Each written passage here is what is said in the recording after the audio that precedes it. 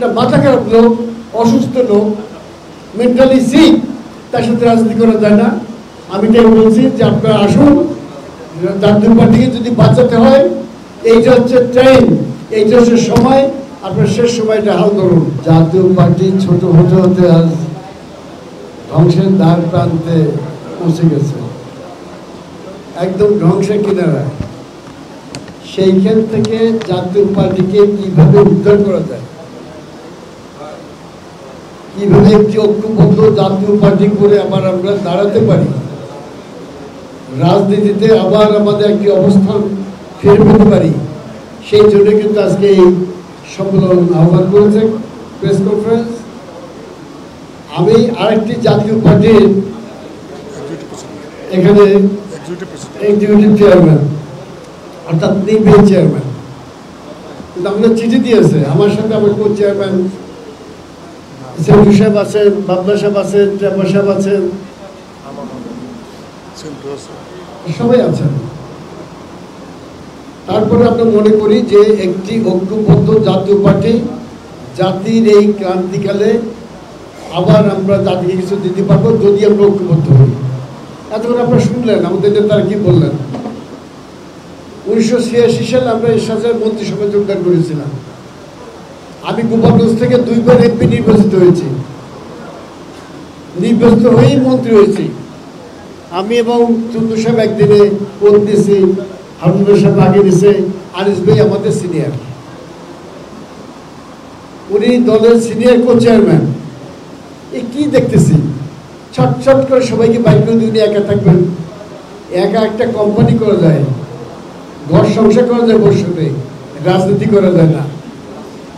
সবচেয়ে দুর্ভাগ্যজনক, উনি আমাদের দলের চেয়ারম্যান, ভারত থেকে ফিরে এসে বললেন, আপনারা জিজ্ঞেস করেন সাংবাদিকরা যে ওখানে কি কথা হয়েছে, তাই আমি ওদের অনুমতি ছাড়া একটি কথা বলতে পারবো না। আরে দলকে বিদেশে বন্ধক রেখে কি দল করা যায়? এই দেশের মানুষের মানে সেদিনে তো দল অর্ধেক চলে গেছে। আমরা থেকে বললাম যে আপনি এই কথাটা কেন বলতে গেলেন? আপনি বলবেন যে আপনি পরে আপনাদের সাথে বলবো, একটা প্রেস কনফারেন্স করে বুঝে শুনে করবেন। ফটকে একটা কথা কয়ে ফেলাম। আপনাদের মনে আছে তখন ঐক্যবদ্ধ জাতীয় পার্টি নির্বাচন আসন্ন, দ্বাদশ নির্বাচনকে সামনে রেখে 12ই নভেম্বর আমরা ডিপ্লোমা ইঞ্জিনিয়ারিং ইনস্টিটিউটে বিরাট এই করলাম, বন্ধুত্ব সভা করলাম। 58 জন জেলার প্রেসিডেন্ট সেক্রেটারি বক্তব্য রাখলো, আমি সহ, যে এই আগামী নির্বাচনে আমরা যাব না, যারা যাবে তারা জাতির দুশ্মন, আমরা এই নির্বাচনী খেলায় পা দেব না। কিন্তু আপনারা লক্ষ্য করেছেন, আনিস ভাই বলেছেন শুধুমাত্র শেষ মুহূর্তে তার বউটার সিটটা নিয়ে বার্গেনিং করতেছিল, ওখানে আনুমানিক সিট দিছে, নৌকার যোগে দিয়ে দিয়েছে, সে বেচারা তার ক্যানভাস শুরু করেছে, সেই সিটটা সন্ধ্যার সময় সরিয়ে ওনার বউকে দেয়। তারপরে উনি রাজি হলো যে আমি ইলেকশন যাব, মাঝখান দিয়ে আমাদের সব বাদ দিয়ে দেবো। এসে তার রাজনীতি, এসে তো রাজনীতি করা যায় না। আমরা মনে করি যে আজকে সবাই এসেছে, সবার দাবি যে আমরা ঐক্যবদ্ধ গণতান্ত্রিক পন্থা একটি জাতীয় পার্টি করতে চাই, যেটা আমাদের সিনিয়র কো চেয়ারম্যান বলেছেন। কারণ এত বড় বিপ্লব দেশে হয়ে গেছে, ছাত্ররা নিশ্চয়ই আমরা তাদেরকে আমরা সম্মান করি, আমাদের সন্তানের মতন।